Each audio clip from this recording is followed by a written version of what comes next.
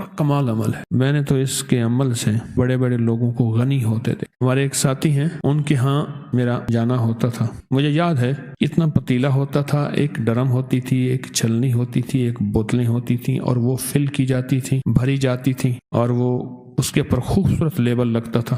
میں نے وہ دیکھا اور میرا 100% وجدان کہتا ہے، 100% وجدان، کہ انہوں نے یہ عمل کیا. پھر ایک وقت تھا ان کی 3 منزلہ فیکٹری کی میں دعا کر رہا، بہت بڑی فیکٹری، اور اس میں چہل پہل. یہ عمل ہے بڑا طاقتور شب جمعہ کا. شب جمعہ میں گڑ گڑا کے 70 بار سورۃ فاتحہ پڑھ لیں، اگلے دن 60 دفعہ، پھر اگلے دن 50، پھر اگلے دن 40، پھر اگلے دن 30 بار، پھر اگلے دن 20 بار، پھر اگلے دن 10 بار. کمال ہے. میں نے تو بڑے بڑے لوگوں کو اس عمل سے تونگر ہوتے دیکھا. میری والدہ محترمہ گزشتہ 22 سال سے مسلسل پریشانیوں میں تھی. کبھی شیطانی وار، کبھی جادو، کالا علم، کبھی لڑائی جھگڑے. ہمیشہ عاملوں کے پاس جا کر، ڈاکٹروں کے پاس جا کر تھک چکی تھی. ہر دشمن کی سمجھ نہ آتی تھی، نہ دشمن کی، نہ ان کی چالوں کی. اللہ کا کرم ایسا ہوا، تسبیح خانے سے ایک لفظ ملا، اور میری والدہ نے عشاء کی نماز کے بعد ایک تسبیح پڑھ لی، بس ایک تسبیح. عشاء کے بعد ایک تسبیح پڑھنا شروع کر دی. 3 ماہ کے بعد حالات واضح ہونا شروع ہوئے، اور 9 ماہ یعنی 9 ماہ تسبیح کرنے کے بعد اللہ کی برکت، عمل کی برکت کا ظاہر ہوا، اور ہر چیز ختم ہو گئی. انہوں نے 9 ماہ بہت زیادہ لکھے ہیں، اور 3 ماہ بھی بہت زیادہ لکھے ہیں، لیکن جو لکھا ہے ٹھیک لکھا ہے. تجربہ جتنا بھی ہونا چاہیے سچ لکھنا چاہیے.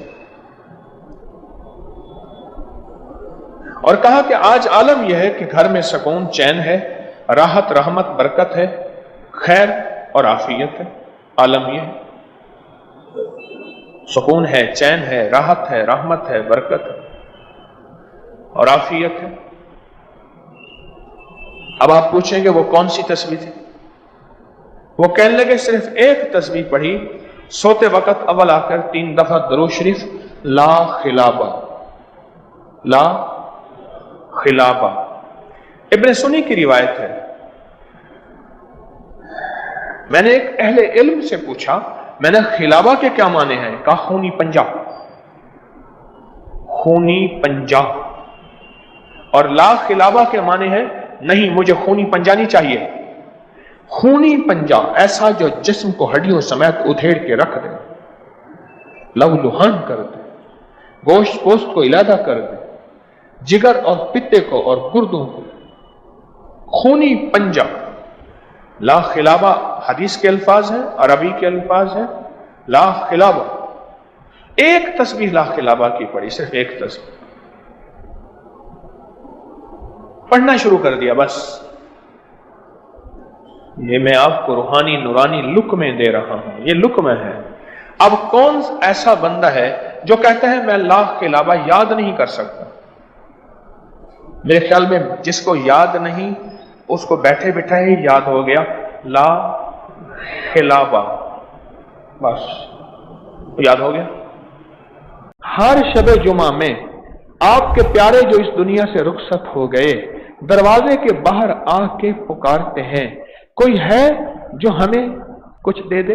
اور پھر اپنے احسانات گنواتے ہیں. اس گھر کے لیے کیا کیا احسانات تھے، اس گھر کے لیے کیا کیا خیریں تھیں، اس گھر کے لیے کیا کیا برکتیں تھیں، ہم نے اس گھر کو کیسے سنوارا، کیسے بنایا. کیا اس گھر والوں کے لیے ہمارے پاس کچھ ہے؟ کوئی صدقہ، کوئی خیرات، کوئی قرآن، کوئی تلاوت، کوئی کلمہ، کوئی تسبیح، کوئی ذکر؟ فرمایا گھر والے خواب غفلت میں سو رہے ہوتے ہیں، حتیٰ کہ وہ پیاروں کی روحیں تھکی تھکائی واپس جاتی ہیں. اور ابو ہریرہ فرماتے ہیں ہم بھی روئے اور میرے حبیب بھی روئے، کملی والے، اس فرمان کو سن کے اور سنا کے کہ ایسا غم کا قصہ کہ وہ روحیں تھکی تھکائی واپس چلی جاتی ہیں. میں دوں گا اگر کوئی شخص ان 10 دنوں کے اندر، اور خاص طور پہ 7، 8، 9، 10 ان 3 دنوں کے اندر صرف اور صرف ایک وظیفہ پڑھے، اللہم صلی علی محمد استغفر اللہ، اللہم صلی علی محمد استغفر اللہ، اس کو کثرت سے پڑھے، کثرت سے، اور بہت کثرت سے پڑھے. دل کی مراد کوئی پوری نہ ہو رہی ہو، من کی مراد پوری نہ ہو رہی ہو، کوئی مشکلات ایسی جو حل نہ ہو رہی ہوں. اور پھر اس کے روزے ہیں 9-10 محرم کا، اور یہ روزہ انبیاء سے چلا آ رہا ہے، انبیاء کرام سے۔ اس روزے کی وقت، عزت، مقام، احترام، جو بندہ اگر روزہ رکھ کے دن کی کسی وقت میں صلاۃ و تسبیح پڑھ لے، روزے کی حالت میں کسی بھی وقت میں صلاۃ و تسبیح پڑھ لے، اور صلاۃ و تسبیح کے دوران میں تیسرا کلمہ پڑھنا ہوتا ہے، پڑھ لے، اور اپنا کوئی مسئلہ ہو، صلاۃ و تسبیح پڑھنے کے بعد صرف ایک تسبیح پڑھ لے، ایک تسبیح، یا تواب ہو، اول آخر 3 دفعہ درود شریف، اور اس کے بعد اللہ سے گڑ گڑا کے مانگے۔ میں نے تو سالہ سال بتایا، بہت زیادہ بتایا، خود بھی کیا۔ اللہ کی رحمت سے مسئلے حل، مشکلیں دور، مرادیں پوری، زندگی میں کامیابیاں، عزتیں، شان و شوکتیں ملتی۔ کہ جس دن واقعہ کربلا ہوا ہے، اس دن 3 گھنٹے دعا مانگی حضرت امام حسین نے، 3 گھنٹے دعا مانگی۔ کس سے مانگی؟ کس سے مانگا؟ کس کو چاہا؟ مانگنا ہے، رونا ہے، گڑ گڑانا ہے۔ ایک نفل بتاتا ہوں، وہ بہت کمال نفل ہیں۔ یہ نفل پڑھنے ہیں 9 محرم کی شام کو، اور پھر پڑھنے ہیں 10 محرم کی شام کو۔ 9 محرم کی شام کو مغرب کے بعد رات تک جب آپ کو سہولت ہو، اور 10 محرم کی شام کو مغرب کے بعد رات تک جب آپ کو سہولت ہو۔ 2 رکعت نماز نفل، جس کی پہلی رکعت میں سورۃ الکافرون 11 دفعہ اور دوسری رکعت میں سورۃ اخلاص 11 بار، یہ آپ نے پڑھنا ہے۔ اور پھر اس کے بعد ایک لفظ پڑھنا ہے، یا شہید ہو، یا شہید ہو، یہ 313 بار پڑھنا ہے، اور گڑ گڑا کے پڑھنا ہے۔ اور اب تک جتنے بھی شہید ہوئے اللہ کی محبت میں، انبیاء جتنے بھی شہید ہوئے، انبیاء شہید ہوئے، اور اہل البیت، اصحاب رسول، اور خاص طور پہ قافلہ حسین، ان کی شہادتوں اور اللہ کے ہاں ان کی مقبولیت، محبوبیت، اور اللہ کے ہاں ان کی مقبولیت کو سامنے رکھ کے اور اپنے مسائل کا تصور کرنا ہے۔ یہ نفل ان لوگوں کے لیے ہیں، یہ نفل ان لوگوں کے لیے ہیں جو کسی ایسی بیماری میں مبتلا ہیں جس کا تعلق خون سے ہے، دل سے ہے، جگر سے ہے، ان 3 چیزوں سے ہے۔ جگر کی بیماریوں میں سارا ہیپیٹائٹس آ جاتا ہے، سارا یرکان آ جاتا ہے، سارا خون کی کمی، خون کا بننا آ جاتا ہے۔ اور دل کی بیماریوں میں سارے وساوس، ساری ٹینشن، ساری انزائٹی، سارا اسٹریس، سارا ذہنی کھچاؤ، تناؤ، دباؤ، اور ساری نیند کی کمی، اور دل گھٹا رہنا، ہر وقت پریشان رہنا، یا پھر دل کی بیماریوں میں ہائی بلڈ پریشر ہے، اور پھر اس کے علاوہ دل کے اور بیماری ہیں کہ اسٹینٹ ڈلنے کی ضرورت ہے، بائی پاس کی ضرورت ہے، فلاں فلاں، یہ ساری دل کی بیماریاں۔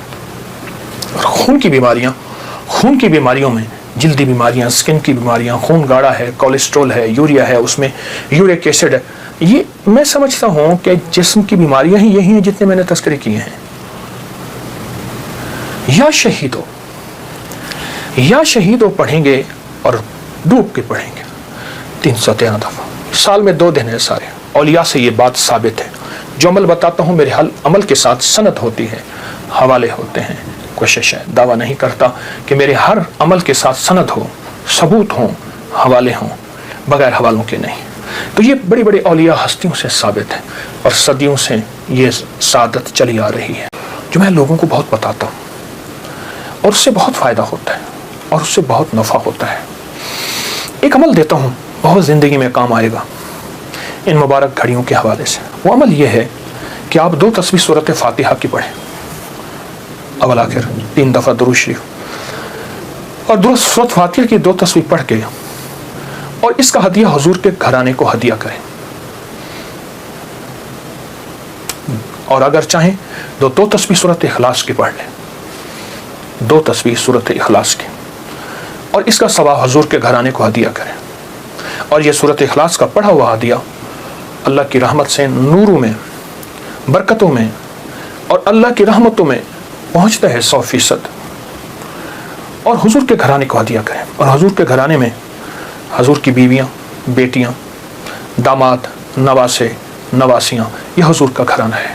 اور اس حضور کے گھرانے میں یہ حسینی قافلہ بھی حضور کا گھرانہ ہے، ان کو ہدیہ کریں حضور کے گھرانے کو، اور جو مراد مانگے اللہ عطا کرتا ہے۔ اور یہ مسلسل عمل کرتے رہیں۔ آپ دن کے کسی وقت صبح شام 2 تسبیح سورۃ اخلاص پڑھ لیں، ہر دفعہ بسم اللہ الرحمن الرحیم 7 پڑھیں، اور اول آخر درود پاک پڑھیں اور پھر یہ تسبیح آپ ان کی خدمت میں ہدیہ کر دیں۔ آپ کا کوئی مسئلہ ہے، آپ کی کوئی مشکل ہے، آپ کی کوئی پریشانی اور ناممکن ہے، اس مسئلے مشکل اور پریشانی میں یقیناً آپ کے لیے خیر کی، برکتوں کی اور رحمتوں کی اور خوشیاں خوشحالوں کی راہیں کھلیں گی۔ بے اولاد ہیں، بے گھر ہیں، بے در ہیں، درد مند ہیں، مریض ہیں، کوئی افاقہ نہیں ہو رہا، جادو، جنات، اثرات، بندشیں، ناکامیاں، مشکلات، راستے بند ہیں، کوئی زندگی کی مشکل ہے جہاں آپ کہتے ہیں کہ بس ہم ٹھہر گئے ہیں اور اس کا حل صرف موت ہے، اس کے علاوہ کوئی راستہ نہیں، تو اب بہت زیادہ حیرت انگیز یہ وظیفہ چند دن چند ہفتے زندگی میں اس کو شامل کریں۔ میرا تو مشورہ تھا ساری زندگی اس کو اپنی زندگی میں شامل کر لیں۔ آپ گمان نہیں کر سکتے کہ آپ کو اس کا نتیجہ، اس کا رزلٹ کیا ملے گا، اس کی برکتیں آپ کو کیا ملیں گی۔